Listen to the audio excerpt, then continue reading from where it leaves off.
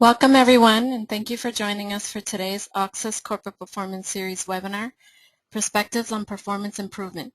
Changing how we work is certain, being successful at changing is not. My name is Yazan Arroyo, and I'm the moderator for today's webinar. At this point, I'd like to introduce our featured speaker with Auxis, Raul Vega.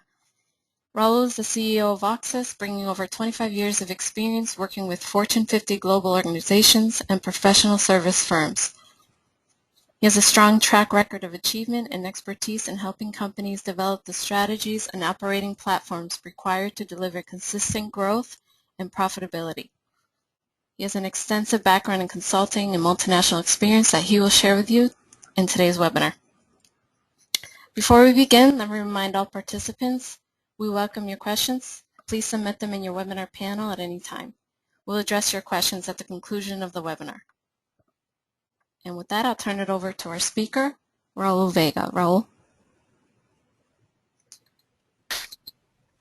Thank you, Yaslin. Welcome, everybody. I'm excited to be here with you today. What we're going to go over today is really kind of more of a higher level view on performance improvement and operational transformation.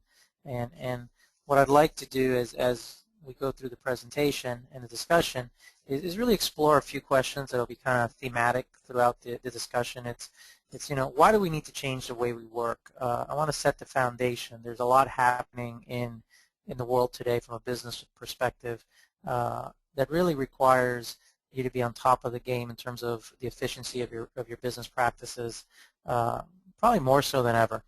So I want to kind of talk a little bit about that.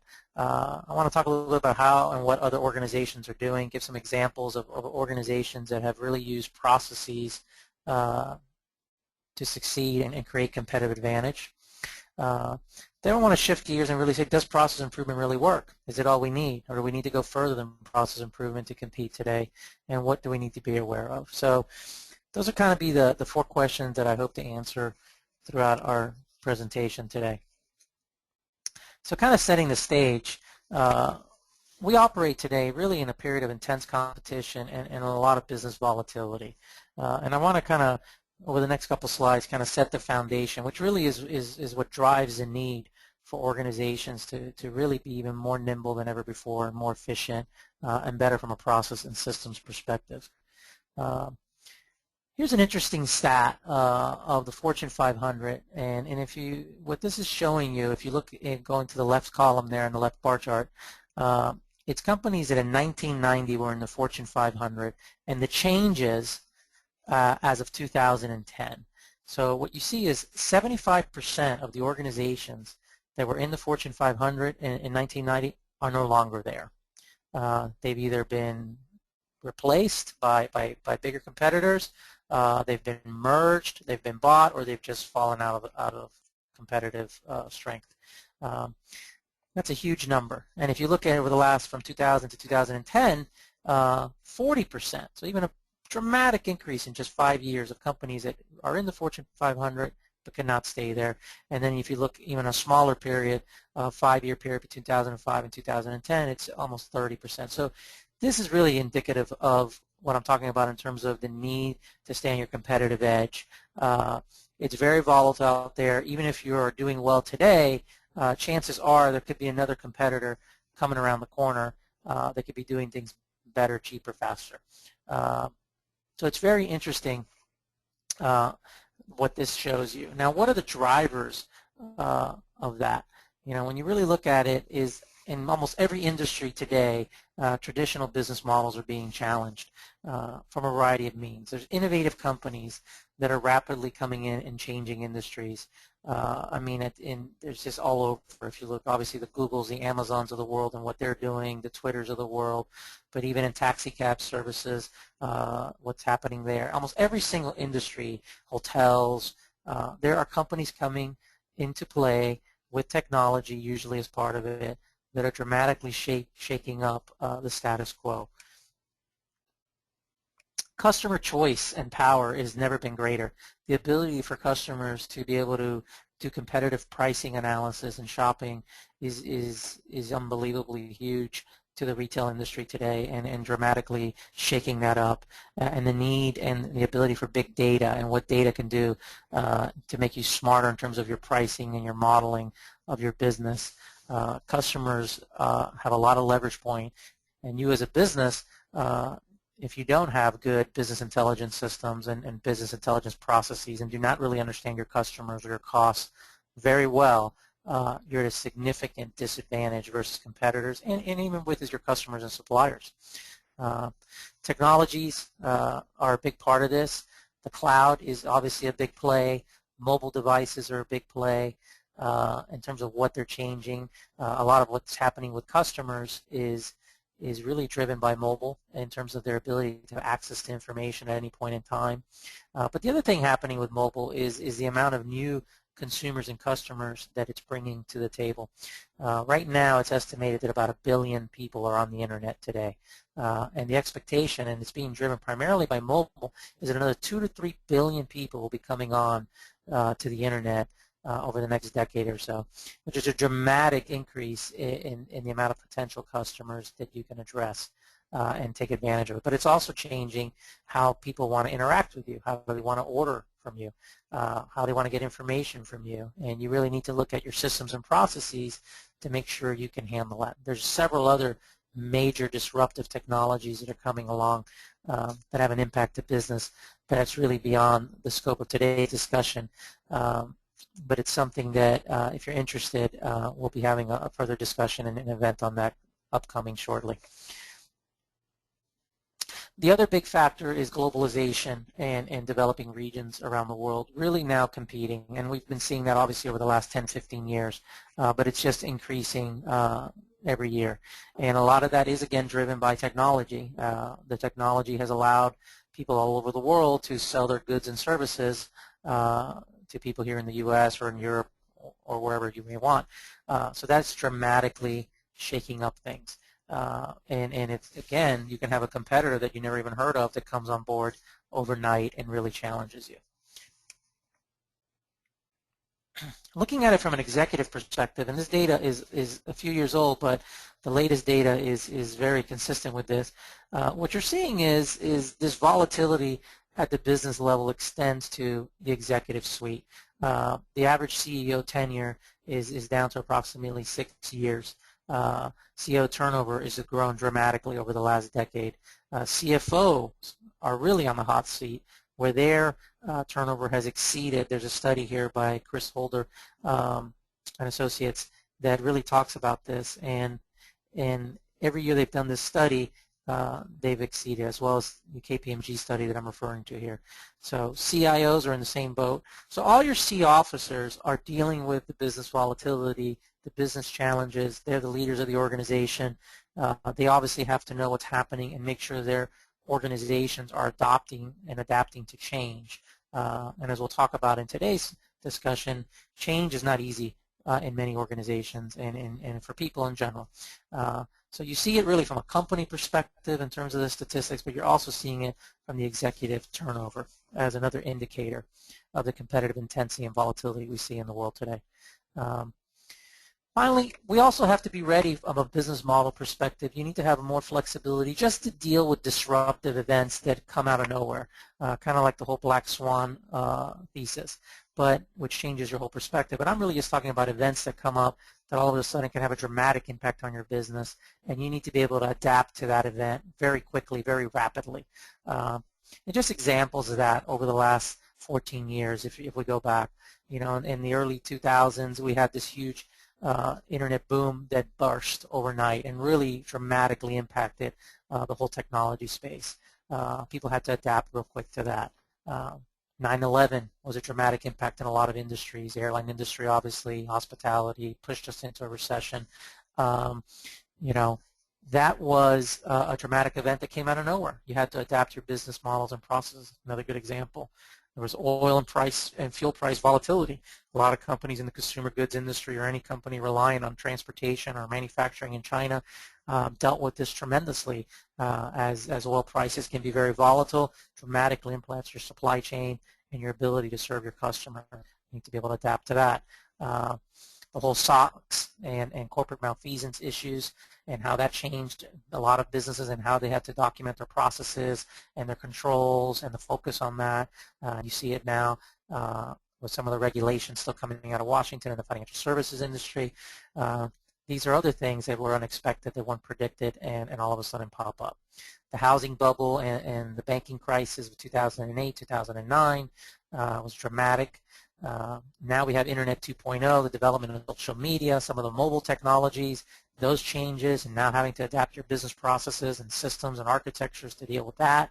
And then obviously the shift of China and India from producers to consumers, which dramatically impacts markets and who you can sell to. So all these things are just examples of events that come up and really drive the need for organizations to be more efficient and have good processes. So business processes, at the end of the day, are a source of competitive advantage for many organizations, and they're very important. I think sometimes organizations forget this and focus on having a great product that they think is innovative, but do not necessarily focus on the underlying operating platform to get that product to market in an efficient and effective way. So I'd like to share, this quote here that I like. It says that ultimately all differences between companies in cost or price derive from the hundreds of activities required to create, produce, sell, and deliver their products or services.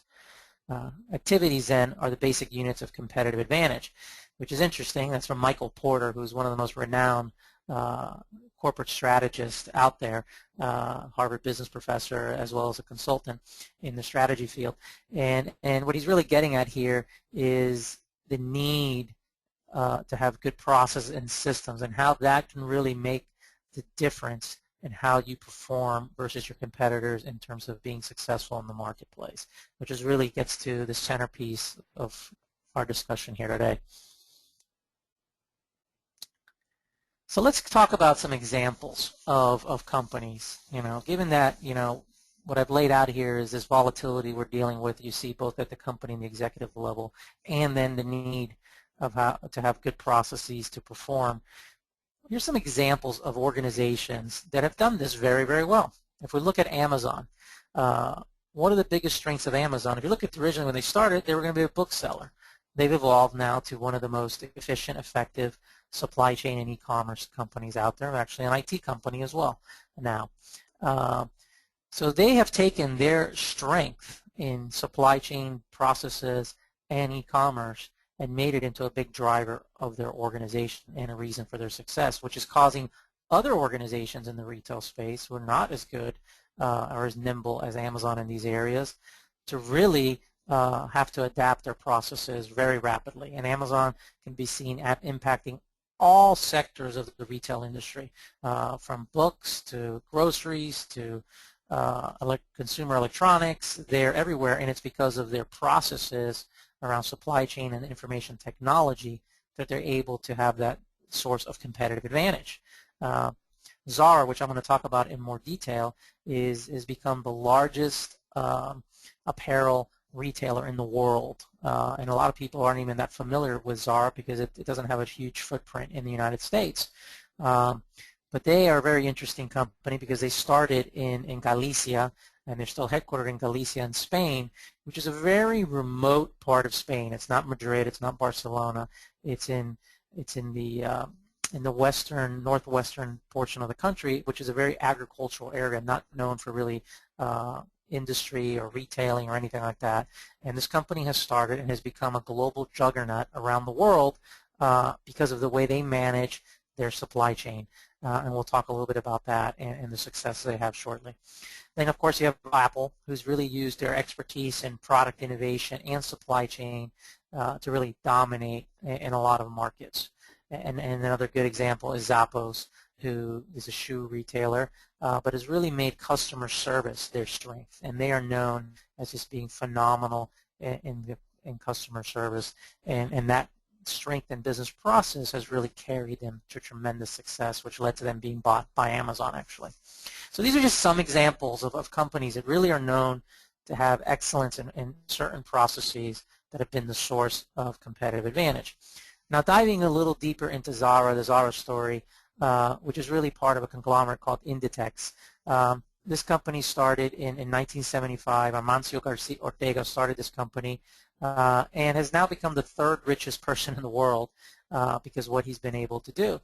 And he's basically vertically integrated the industry and did a lot of business practices that I'll talk about in a second that were very different than what others did in the industry. And I think part of it was him being remote. He thought differently. He wasn't following the crowds, and has built a juggernaut that has really surpassed Gap and H&M and is growing by leaps and bounds. If you see on the right-hand side of this slide, they're up to over 6,000 stores as of 2013, 16 billion almost in sales. They're in 86 countries, 5 continents, over 120,000 employees. And if you see their growth charts from both a sales and net income, they consistently are showing explosive growth year after year. So it's a tremendous success story. And what a lot of people don't realize is they really used business process to get there. And here's a comparison on some key things that they did. In Zara, from one of the key things in the fashion industry, obviously, is it's fast moving. You need to be able to understand what the marketplace needs or is interested, what's hot, and then be able to get that product out to market. Most retailers in the fashion industry needed 4 to 12 months lead time to kind of replace garments and get new products. In Zara, they have a 2 to 4 week lead time, and they can basically replace their assortment around the world very rapidly. And it's done because they have centralized systems, and they also have people co-located in La Coruña who are constantly communicating to all the different stores in real time. They have access to what's selling, and then they have the designers located right next to these people, and they're able to quickly know what's happening in the marketplace, change designs on the fly, and then have the supply chain to get it out there. Another key example, which I just got into a little bit, I think, is the retailers. Most retailers try to forecast what and how much customers will purchase in the future. Zara, through the process I just laid out, is much more responsive to what's happening today, and then has set themselves up in their supply chain to react, which is not easy to do, but that's what they've been able to do, and continue to do that after they've enjoyed explosive growth. Most people in the industry rely on traditional consumer market research to determine, okay, what's going to be hot, what are we going to produce, and then they launch and they produce, and if it's wrong, then they have a bad season and it can cause problems. Again, Zara is doing it the opposite way. They're doing online real-time communication through emails, chat, phone, between their head office in La Coruña and out in the field. So it allows them to be much more responsive. Most of the people in the industry have fewer styles and higher quantities, so that's more efficient from a manufacturing. Zara does something very interesting, is they have taken the opposite approach, and they'll launch more styles, but in limited quantities. And what they do is your typical Zara shopper really realizes if they go into a store that if they want that blouse or that skirt or those pants or those shoes, that they better buy it then, because if they come in a week, it's no longer going to be there. So they have much better numbers in terms of getting sales done and not having to discount or do pricing discounts to do that. So they've created certain business processes to allow them to do that. So the next thing you see is most people in the industry, about 36% of products are discounted at the end of the season. Zara has a much lower number. It's about half of that number. A lot of people in the industry in retail apparel have outsourced production to lower cost countries. 80% of Zara's production is in Europe, and almost half of it is owned. That again gives them the ability to react to the marketplace, and since they control a lot of their manufacturing or it's nearby, they can get the manufacturing to adapt and be more responsive than a third party that's remotely halfway around the world. So there's another example of things they've done. And then finally, another one that's very interesting. Most retailers spend a lot in advertising to attract customers. Zara spends next to nothing on advertising. They basically have very big stores in prime locations and do not spend on advertising. So if you take a look at Zara and how it's relevant to our discussion today, it's a great example of an organization that really used business processes and a different way of thinking about the business to really become the leaders in the industry and surpass much, much larger organizations, and has continued to use their advantages in business processes and systems to really adapt to changes and move forward. So key takeaways, before we move on to the next section, leading companies like Zara, like Amazon, are really using superior business processes and information and technology to achieve market leadership. It is a source of competitive advantage and becoming more and more of that for many companies. The competitive intensity and business volatility that we're seeing is really requiring organizations to have much more flexible and scalable operating platforms. You need to be able to adapt much quicker and to change either expected or unexpected change. And usually it's the unexpected changes that are happening more and more rapidly, which requires much more nimble operating models. More variable cost models are important and reduced operational complexity. And finally, data is a big deal. The need to have good, robust, accurate data that allows you to make decisions is critical to success. And this is an area where organizations need to continue to improve, because without good information it's very hard to make the decisions you need to make, and you need to make those decisions much, much quicker than you needed to in the past. So now, with that as a background, as you're looking at your business and you're thinking, okay, how do I need to do a business process improvement initiative. I need to constantly be looking to improve my business. How do you really achieve success with business process improvement? That's what I want to talk about next. So in business process improvement, people who have been in the industry, there's pretty straightforward ways that have been around for many, many years, right? You can go in and you identify, okay, what is the area of the business I'm looking to improve? Maybe it's my back office financials, maybe it's my sales processes, maybe it's merchandising, whatever it is in the level. You kind of get your scope, you set it up. You go in, you analyze the as-is environment, you do classic process mapping and identify, and based on the as-is, you kind of say, okay, let's develop our to-be processes, and we're going to change these processes accordingly. And then you kind of get into this whole monitoring and optimization phase. That's pretty much the classic ways that most people have been doing process improvement for many, many years. The reality is that most process improvement projects fail to meet their objectives. 60% of all corporate Six Sigma initiatives fail to yield the desired results per the Sloan School at MIT. Huge number. All you hear, GE, everybody says you got to do Six Sigma. It's a great process, which it is, but most of those projects do not meet their objectives. And then 66% of IT projects, according to a CIO magazine survey, are either considered failures or challenges. This is a number they produce periodically, almost every other year, I would say, and it's almost always in the same number. And failures for them are projects that have been canceled before completion or were delivered but never used, or challenge means they were over budget or delivered late.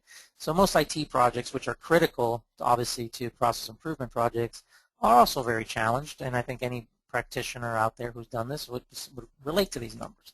So the question really becomes, why is that? What is really causing that? So what I want to talk about next is really keys to success. And given our limited time, I'm just going to focus on three, what I believe are big points, but by no means is all inclusive, but three important things. First one is transformation versus process improvement. Really deciding, what are you really doing here? I think part of the issue is when people are going after a process improvement, they haven't really determined how far they want to go. And that really can drive whether a project is successful or not. Also, the approach taking, a strategic approach versus a tactical approach. Talk a little bit about that. And then the importance and key of organizational buy-in. First thing, let's talk about transformation versus process improvement. you know. And I want to use the example of this FedEx logo you're seeing here to get into something that I think is very common and that people can be a little myopic when they're really looking at doing and kicking off a process improvement initiative. And one of the big challenges when you assign certain people to do process improvement, and FedEx is a good thing. If you look at the FedEx logo, many people, you've been looking at this for years, but many people do not realize that the FedEx logo has an arrow embedded into its logo, as I've highlighted here. All right. What's interesting is you've been looking at the FedEx logo for years and years and years, yet you may have never even noticed. Now, if you look now, after I take away the highlight, once you've seen it, you can't not see it. So every time you'll see the FedEx logo again in the future, you're going to say, you're going to look right at that arrow. It's just going to pop out to you. It's going to be undeniable. It's what you're going to see. And this is very analogous to a process improvement project. All right, and by that I mean perspective. Very often people get very close to their day-to-day work, doing the same thing, and they could be very, very good at it. But really what happens, it really blinds them to where the opportunities are for improvement and efficiencies. And that is a huge issue and a huge challenge in having a successful process improvement initiative or operational transformation. People are just too familiar with the way the status quo is to really step outside of the box and design a different way of doing things, because they really can't see the issues that clearly. They lose the forest for the trees. So when you really look at process improvement, perspective is huge, and having people who can really take a step back and look at it and understand trends and understand how technology can be played. But another big part of it is, how far do you really want to go? A process improvement project is a really straightforward initiative. But as you move more to transformation and really transforming your business, there are obviously larger risks and greater rewards. Today's business world and what's happening really requires more companies to really look at transforming how they do business and their business model. But it's very important, regardless of what you're doing, that you realize and know very well what you're trying to accomplish. So what I'm showing you here in this chart is, if you think of the the x-axis being the magnitude of change and the y-axis being the benefits of that change, when you're really launching an initiative, it's important to say, what am I really trying to do? How far do I want to go? So your process improvement initiative would have some benefit of change. They'd be on the lower end of benefits and magnitude of change. You're not making as big of a change, hence your potential impact of savings tends to be lower than other type things. So what you're really doing here in our definition is improving how work is currently performed. It could be a classic automation of existing processes, but it's really your existing processes there, how the work is there. You're just trying to do it more efficiently. The next level up of complexity from a change perspective, but also gives you potentially bigger impact, is to say, okay, we're going to take the work we're doing and we're going to do it differently. We're really going to make big changes to how we do it. But it's basically the same type of work that we need to do, or the same type of process, but we're going to do it in a much, much different way. It's not just automating it, but it's really changing the process itself. Then the biggest change with the biggest benefit is to say, okay, we're going to do an enterprise transformation. We're really going to perform different work. We're going to change certain processes. Certain things we're not even going to do anymore, and we're going to move in a different direction. And that's very often what we're seeing is required sometimes in organizations, given all the changes with technology, given all the changes in the competitive landscape. Regardless of where you would fall under this, it's important to know and understand what type of initiative you're undertaking and the objectives of that initiative. Sometimes people get lost with, am I really trying to do different work, or am I really trying to perform my process different, or am I really just trying to automate it? And I think having that clearly in mind and having the organization understand that is very key to scoping out and kicking off a successful project. So the next thing I want to talk about is approach, the strategic versus tactical. Okay, many times what we see out there is people kick off improvement projects and they take a very tactical approach to what they're doing. Okay, so you have an as-is environment and you have a vision, but there's really no clear end state vision. You haven't really sat back and said, where are we really trying to go? And you have different people in the organization, could be at a regional level, could be at a department level, that are doing different initiatives, but it's not really with a cohesive view of what the future should look like. So this fragmented view can cause project overlaps, can cause inconsistencies, can cause different data not to be shared properly, and it doesn't necessarily mean they're being sequenced in the right approach. This happens very often in large organizations and even mid-sized organizations, that people are just doing things at a department level and they haven't really taken the time and the effort to take a step back and create an end state vision. Which is what we see is a preferred approach. I mean, obviously, if you're just doing a one-off small project, that's fine to kind of just be tactical. But typically, what's required today is a much more strategic approach that really takes a step back and defines an end state vision of where the organization is going, that then you can start aligning different initiatives in a logical, sequential manner to build towards that vision. And when you have that perspective at an enterprise level, it's going to ensure that most of your activities are going to be, the initiatives you take on will be successful, that the organization will understand how they all tie together, and what the end state is. If you take the example of Zara, if they had this vision of being much more responsive to the marketplace, being able to respond to what people wanted in their stores, they needed to change a lot of their processes in terms of how data came in, how they responded from a supply chain manufacturing perspective, their design. If they didn't have an overall vision of their business model and tried to do this in separate ways, they would have never been able to build this cohesive organizational and operating model they have today. And this is one of the biggest issues in most organizations. They skip the step of defining that vision and then managing their portfolio of projects in an organized and centralized manner. So enterprise architecture, which is a key term that's been used, for many years, but a lot of people just really do not follow it. It really supports a much more strategic view and provides a better common understanding within the organization how we're going to operate. So using an enterprise architecture approach is critical. So what you find with most organizations is that you have a corporate strategy that you've developed, and then you say, okay, based on that corporate strategy, we have a lot of different initiatives. And that could be a wide variety. We have process improvement initiatives, we have business intelligence maybe. Okay, we want to do a shared services to get more efficient in our back offices. Maybe we're going to do some outsourcing. We've got to upgrade our ERP. Could be M&A. Variety of initiatives that are tied to the strategy. What's often missing and what's often a huge issue is the operating model. Okay, and defining your operating model that is going to really support the execution of that corporate business strategy. So whether you call it an operating model, operating strategy, very often in most organizations haven't taken the time to really define that and then kick off their initiatives in accordance to what their operating model needs to be. So it's defining the operating model and then defining the gaps in that operating model that would then drive the business initiatives. And I think it's something that I advise as you look at your organizations.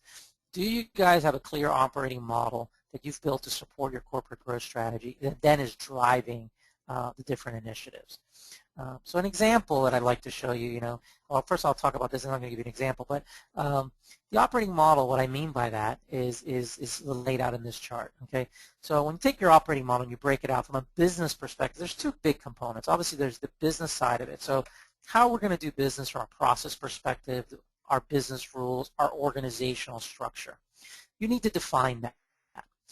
Once you've defined that, then you really define the technology piece. That's really what drives it, right? So that's your data architecture, your applications, the security, the infrastructure.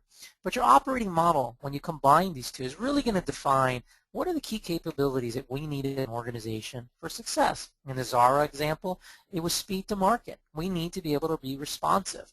All right, our business process, how do we do that? Well, we're going to need to be centralized. We're going to need to communicate on an online real-time basis with the field. Well, that impacts our technology. How do we need to change the technology, et cetera?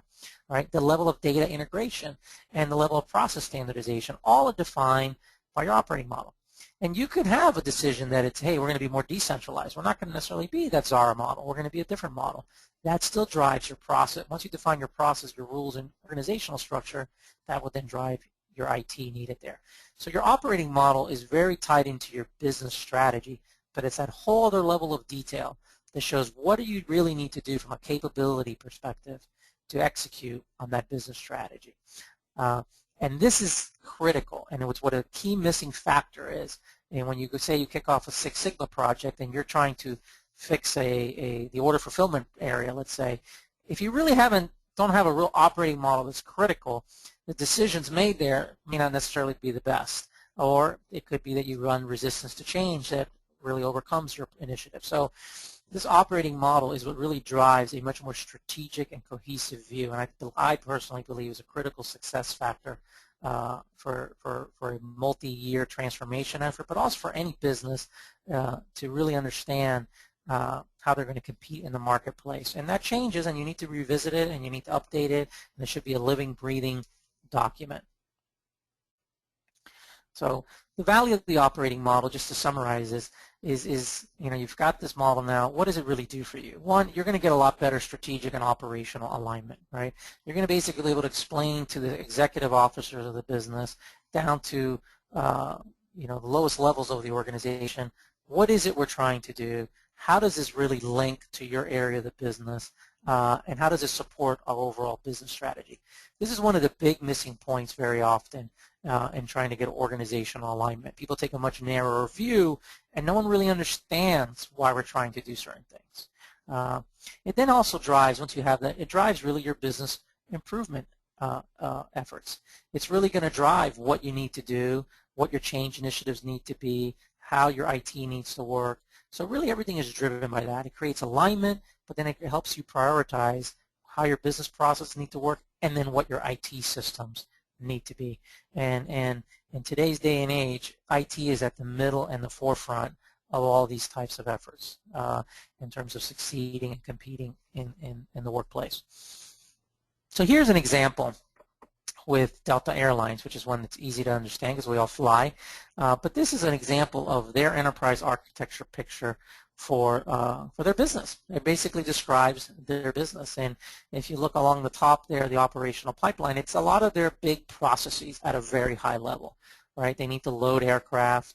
They need to prepare for flight departures. They have the flight departure and closeouts. They need to monitor flights. And these are all different events that will then go into what they designed as their core databases that needed to be shared. So you look at, they need to know where the flights are, location, the flight number, the schedule, the maintenance information. These are their key 9 core databases that drive all their business processes. And then they're defining in this picture, how do different people access it? Well, we have gate readers, we have the kiosks, we have handhelds. It drives all that. And then what you see along the bottom is a lot of the other people that need to get at it, the customer experience, the different ways people interact. So SkyCap, travel agencies, reservations, SkyMile, all these different programs. So in this one picture, you can really understand the enterprise architecture picture of how a Delta Airlines needs to operate.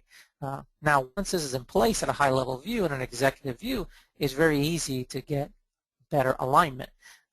So with this is a much more strategic picture that then you're going to break down in much, much, much more detail. But most organizations skip this, and it's very hard to have the high-level picture that really shows your business reference model and the IT architecture that you need to support it. And I think it's a critical component for strategic alignment and success in any business process initiative. So how does this really help drive your initiatives? What I'm showing you here in this slide is there's multiple ways. Once you've defined your model and you have your architecture, obviously it's driving your strategic planning. And you're going to basically now be able to say, here's where we want to go. Here's our vision of where we need to be. You can then start putting together a portfolio of initiatives on a multi-year basis that really drive how you're going to get there. That strategic planning that you need from both a business and IT perspective will be driven by this. So you have the long-term view. But it also helps you now from a year-to-year basis and individual project basis. So once you've laid out your multi-year initiatives, now it comes to execution and what should be the priorities on a day-to-day basis, and then your ongoing continuous improvement running the business on the right-hand side. So having an enterprise architecture defined for your business really is going to help you from both a long-term, annual, and an ongoing perspective in prioritizing your initiatives and making sure it all fits together and being able to explain it to the organization. So finally, I want to talk about organizational buy-in in terms of a key success factor, because this is one of the biggest issues of anybody who's tried to do a change program. It really comes down to the people. So the first thing I want to do is, is lay out there is, in my experience, has been most people hate change. You go into an organization and you're changing things, the majority of the people don't like it, especially people who've been there a long time and could be doing very well and have a lot of knowledge in how things are done today. They don't really like to see someone change it.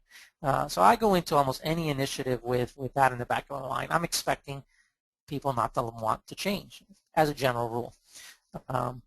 And it's important as you're looking at doing a change initiative that you really think through how people go through a change process. And this has nothing to do not necessarily with a process change. It could be any change in life. So what you see here is the chart is the level of enthusiasm on the y-axis, and then time. So as you start doing change, time keeps going from left to right.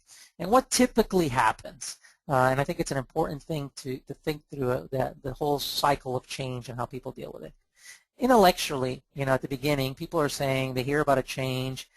They're like, they could be okay. They say, oh, this could work. I can see this working. It can't get any worse than what we're doing. We're finally going to fix things. Our systems have been a nightmare forever. I think this is probably a good idea. I say it's uninformed optimism because they really may not really know what this really means, what it really takes, but they think it's a good idea. Then sometimes what happens is they get a feel for what this means. Oh, wow. Now you're telling me that my job is changing, or I got to develop new skills, or maybe my job's going to be eliminated, or I got to learn a whole new system. So now they get informed, and very often, not everyone, but a lot of people may go through what we call, or we don't call, but this is a study that we use a lot, informed pessimism. Whoa, wait a minute, you're changing this. This is not what I thought we were going to do here. Nobody told me about this. Hey, I got to learn new things. This, I don't like this. I don't think you guys really know what you're doing. People get really worried, right? They go from being, this is a good idea, until, oh, this is the reality of it. I don't think I really like this. Then at its most bottom level, people can get fearful. This is really where people say they can get really angry. They can get scared. And they can start having very emotional reactions to what you're proposing or what you're trying to do. And this is a critical area of any change cycle.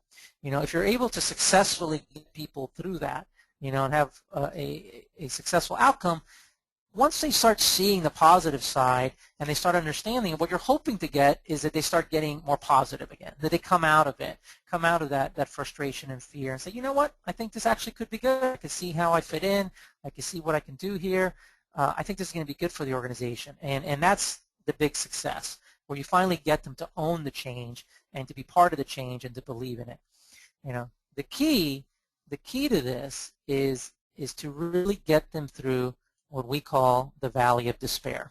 Okay, the valley of despair is that part where people are going from that informed pessimism to the frustration, and this is where your projects can easily derail. If you're not able to get people through that frustration and being hopeful again and seeing the benefits, this is where a lot of projects can derail and go to failure. And the key is to manage the depth and the length that people are in that so-called valley of despair, right, where they're not really feeling comfortable about the change, they're not happy about it, and getting them to the point where they understand it and they see the positive side. It's absolutely critical as you implement any kind of change program that you really understand that this is a normal type of cycle. Not everybody goes through it, but it's normal as an organization. You're going to see that cycle, and that you really deal with that and manage it carefully. And this is where a lot of projects really derail themselves.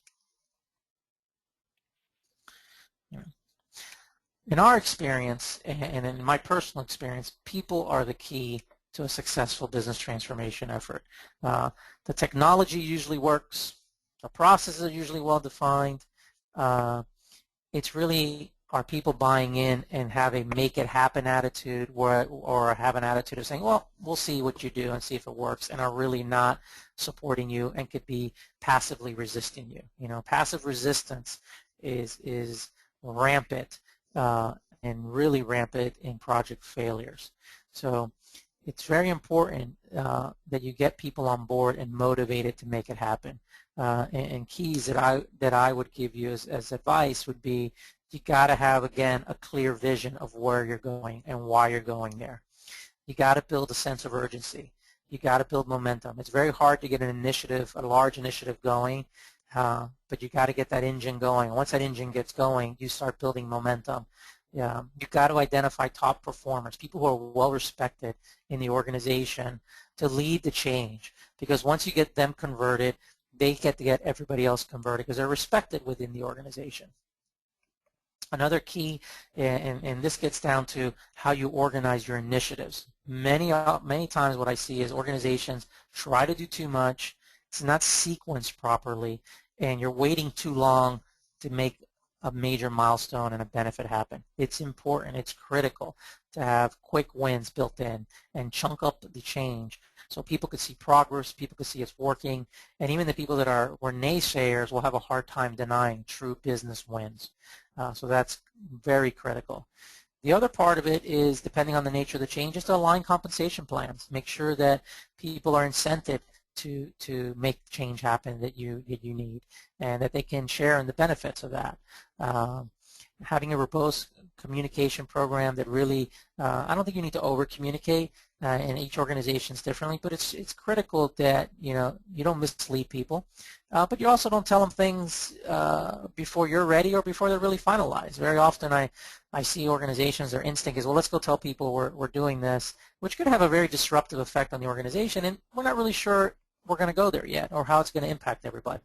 And it's important to not under-communicate, but it's also not important to over-communicate with information that is not final and could be disruptive, which gets to the final point. I mean, you need to be honest with people and forthright, and if you do that, our experience has been people understand and buy into the process. They may not like it, but you're not going to get defections and unexpected things like that to happen that could derail your initiatives.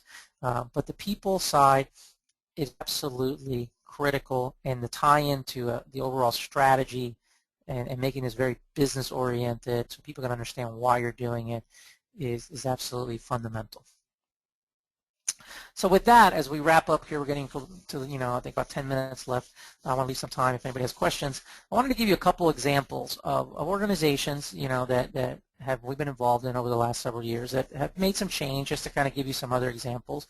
Tiger Direct is a client of ours that we've worked with, and they are, you may know them as CircuitCity.com. They bought that, and as well as CompUSA, but they're in the consumer electronics business. They sell a lot of computer, very similar to a Best Buy, but primarily an online model with also some stores. Their issue, and they felt a lot of it was the Amazon moving into their space as well as others, but they have a lot of industry competition. Their margins are very, very tight, 2 to 3% margin business. And they were having a lot of challenges in their back office managing a very high transaction volume environment.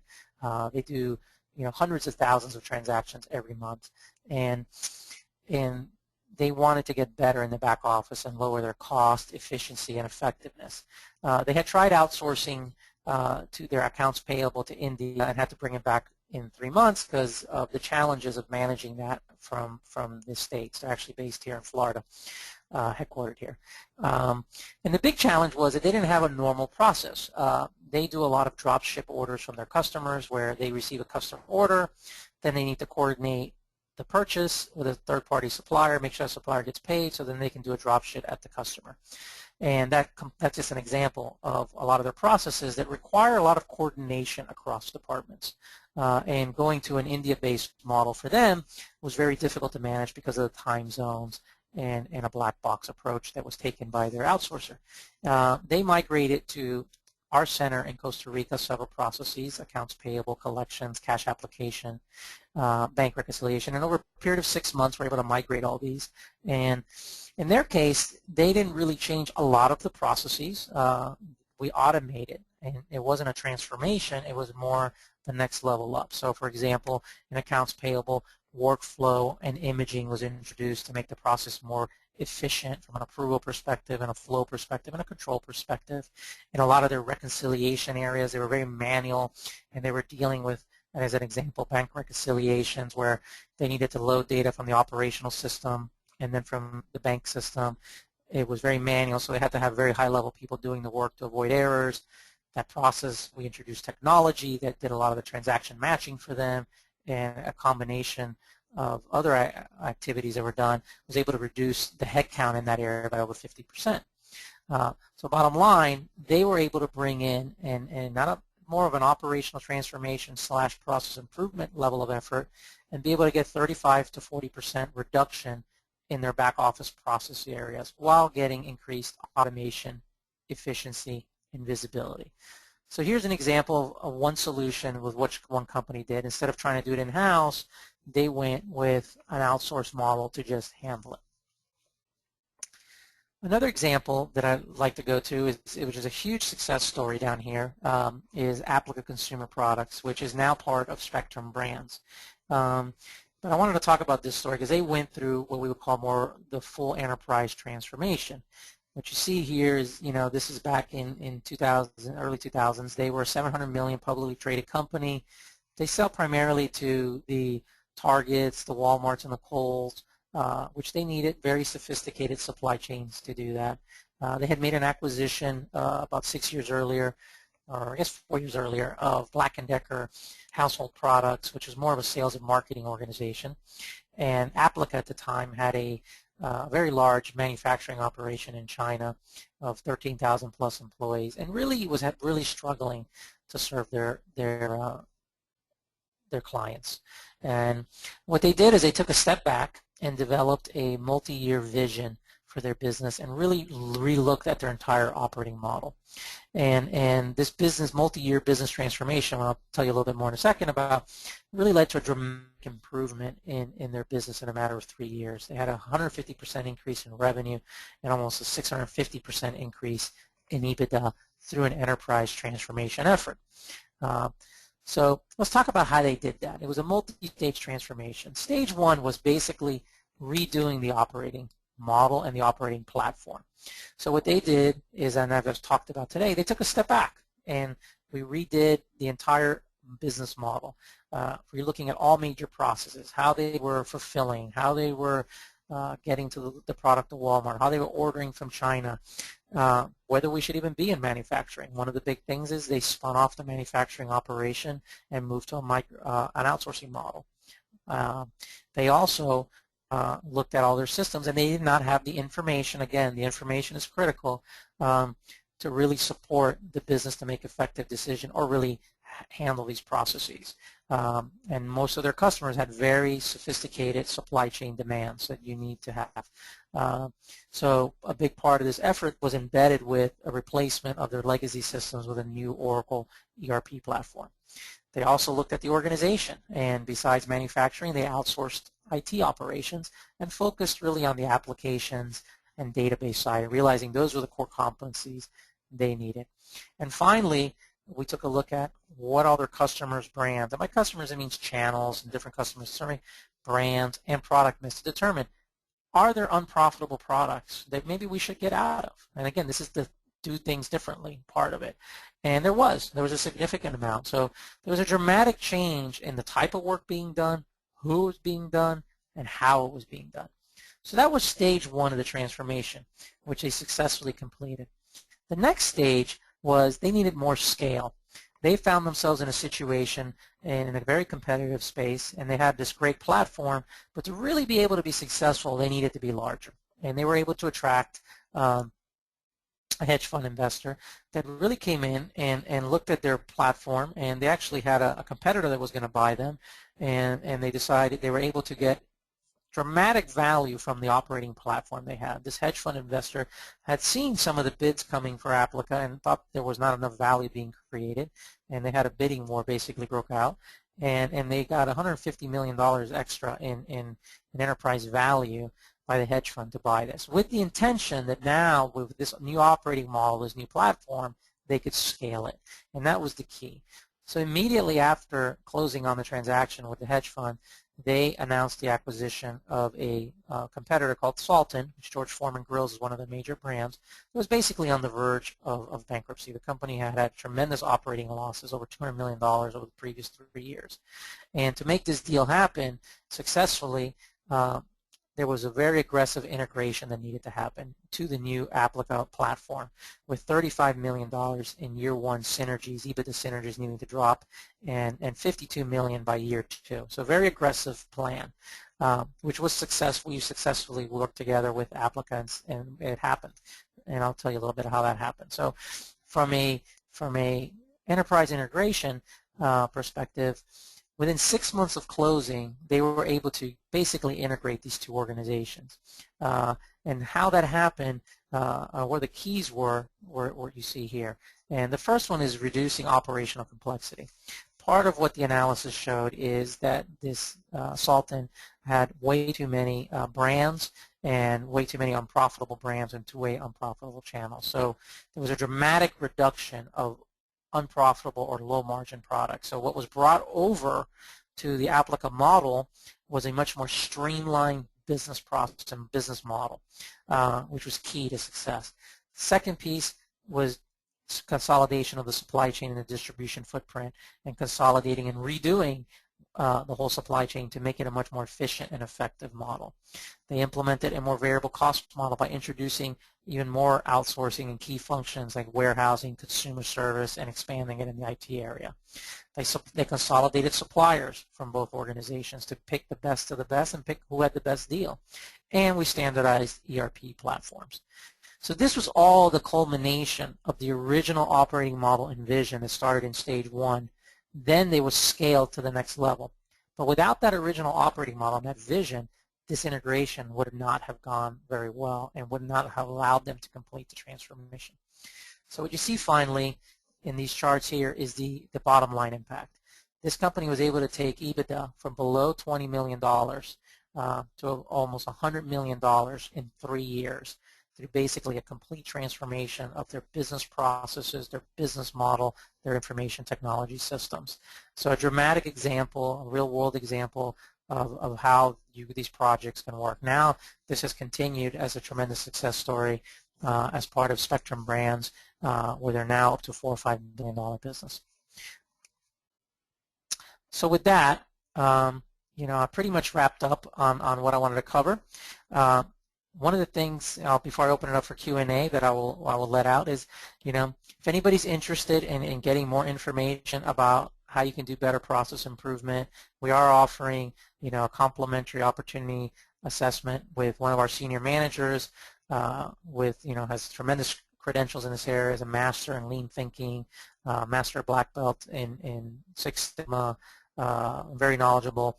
And what we do is we come in and based on your interest, we can pick a process area that you want to look at, talk to some of the key stakeholders, review what you're doing, and provide you kind of that outside expertise of how you're doing and give you a good report on it. So if that's something of interest based on our conversation today, just reach out to Pedro Levalle at the email or phone number that's below. So with that, I will turn it over to see if anybody has any questions. Yes, Raul, one of our participants is asking, should an industrial psychologist be introduced into a process improvement initiative to address the many fears that surface rather than handling it internally? Well, that's an interesting question. I think it depends on the organization and the change. The change part of it is huge. I don't know if you need to have a certified industrial psychologist do that. I think it doesn't hurt necessarily. It depends on the person and whether they're more than just an academic, obviously, like anything else. But I think experienced outsiders, whether they're industrial psychologists or not, that have done this before and know how to structure it is valuable and very valuable to give a perspective because they've seen this in a lot of different organizations. They can help you structure how to happen. And very often they just provide that extra counsel that is key to a success. Again, it gets back to almost that FedEx logo.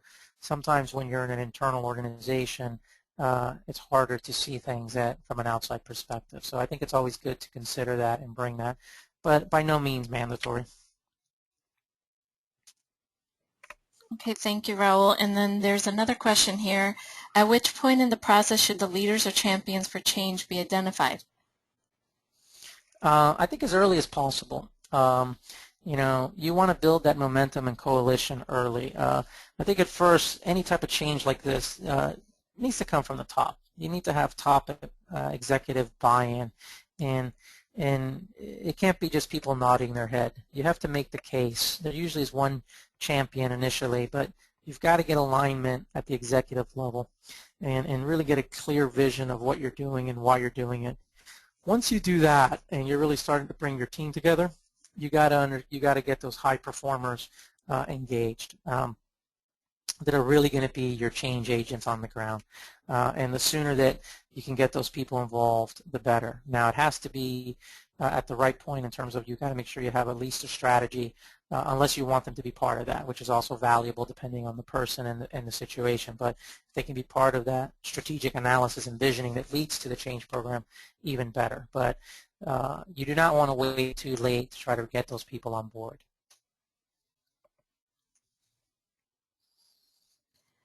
Great, thank you, Raul. Looks like those are all the questions we have. Okay, thank you. Have a good day.